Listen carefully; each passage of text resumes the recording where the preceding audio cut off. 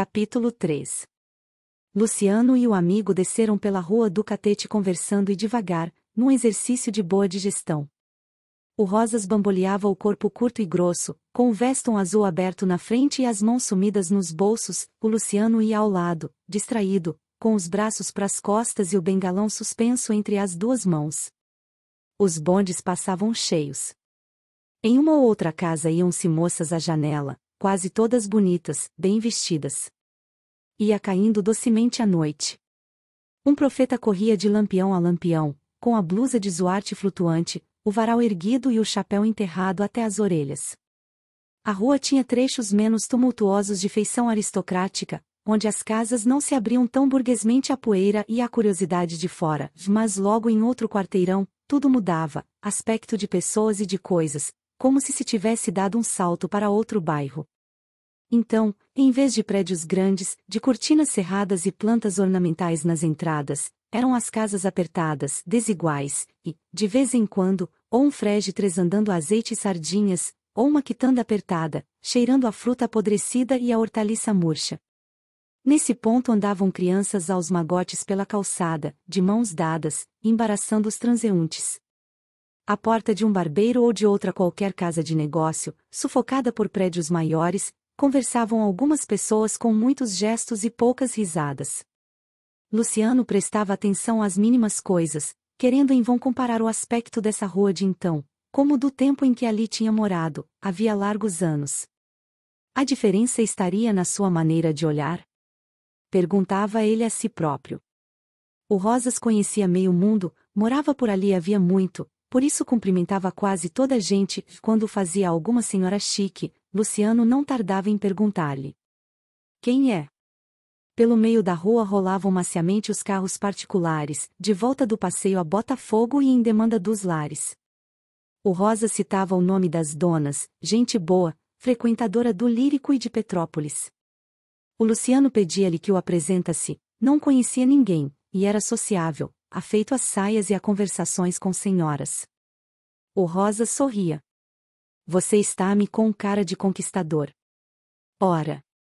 Hoje apresentar a gente um amigo como você em casa de outro, é um perigo, enfim, não direi que. Faça-se de puritano. E sou, desde que me sucedeu o que você sabe, então, nem se fala. Ora a Deus. Nisso o Rosas apontou para um carrinho elegante e leve, que vinha da cidade guiado por uma moça de claro, airosa, bem sentada na almofada. Como a luz já fosse escassa, Luciano não a pode ver bem. Atrás dela desenham-se as silhuetes de dois lacaios empertigados. Quem é? Inquiriu Luciano, reparando para um gesto do Rosas. Clara Silvestre, uma ex-atriz do Recreio. Parece chique. É uma das mais bonitas, aí. Apresenta-me. Sem escrúpulo. Houve um sorriso. Passavam pela esquina de Santo Amaro. Luciano parou, mostrando um prédio em frente. Já morei naquela casa, era então rapazinho, andava às voltas com exames de francês. Você não foi nascido e criado em Minas? Não. Ali ao lado era uma padaria e aqui, nesta esquina, um armazém. Já as reminiscências vão tomando um caráter mais positivo. Mas, que diabo! Não me lembra que seu pai tenha morado aqui. Pois não, foi só depois do meu nascimento que meu pai se resolveu a ir para a província, voltamos de lá por doença de minha mãe. No fim de 2 anos ela morreu, meu pai regressou para a província e eu fui então morar com o nosso correspondente, o Gustavo Ferreira. Tio da Simões. Sim, tio da Simões. Conheci-o, morreu, sabe? Disse-me a sobrinha. Ah! Ela pô-lo ao corrente de todos os sucessos. Falaram do passado? Um pouco. Devia ter sido linda, a Simões. Esplêndida. E depois viva, alegre. Parece muito mudada. Era de meter medo. Hoje não é a mesma, ainda assim, não lhe digo nada. É chique. Agora, fora de caçoada, não se põe a brincar com o fogo inutilmente. A Simões é seria, você deve evitar a convivência, visto não querer casar. Conheço bem a nossa sociedade, e isto está feio. Que mania! Tome sentido. Que diabo! Ernestina é uma viúva, não é mulher que se deixe iludir. Será capaz até de me iludir a mim. Qual? E quer saber uma coisa? Em todo este desmando em que vivemos, eu não culpo as mulheres, culpo os homens. Elas são boas. Ora essa. Se você quer a Simões, case-se com ela. Isso não. Então não volte a Santa Teresa. Eu tenho muita prática, conheço bem as mulheres. Pode enganar-se uma vez. Você agora está em Paris. Parisiense ou não, a mulher é sempre a mesma. Pois sim. Ouça o meu conselho. Ora. A noite tinha caído completamente. Durante a travessia do Cais da Glória, sentiram frio. O Rosas falava sempre, Luciano mal ouvia, com o pensamento afastado. Atravessavam agora a Rua da Lapa. Moças cheias de fitinhas e de papelotes recostavam-se ao peitoral das janelas baixas, na calçada os moleques assobiavam o chegou, chegou, chegou, e os baleiros roçavam pelas crianças, oferecendo-lhes balas. Ali não podiam conversar, a calçada era estreita, muito atravancada. Luciano caminhava atrás do Rosas, reparando para os tipos, admirado de ver tão poucas pretas. Uma ou outra mulata cruzava-se de vez em quando no caminho, carregada de essências e de laços, muito espartilhada, exagerando a moda do vestido e do penteado. Onde se teriam metido os pretos do ganho, os minas, de cara retalhada, rodilha na cabeça, cesto na mão? E o fervilhamento de crioulas na rua, de vestido de riscado e manga curta, mais a quantidade de formosas baianas, muito limpas, como seu belo traje flamante, a camisa de renda, o turbante airoso, o pescoço e os braços cheios de contas de vidro e de corais, a manta riscada, a tiracolo, a sala muito franzida rebolando aos movimentos dos sólidos quadris carnudos, e as chinelinhas taque-taque nas calçadas. E os chins de trança longa, roupa de algodão grosso, vara no ombro gigos pendentes, percorrendo as ruas num passo apressado e ferindo o ar com a sua voz achatada, camalon-pesse. E os crioulos que vendiam calçado em caixas envidraçadas apregoando, numa melopeia grave e prolongada. Sapato.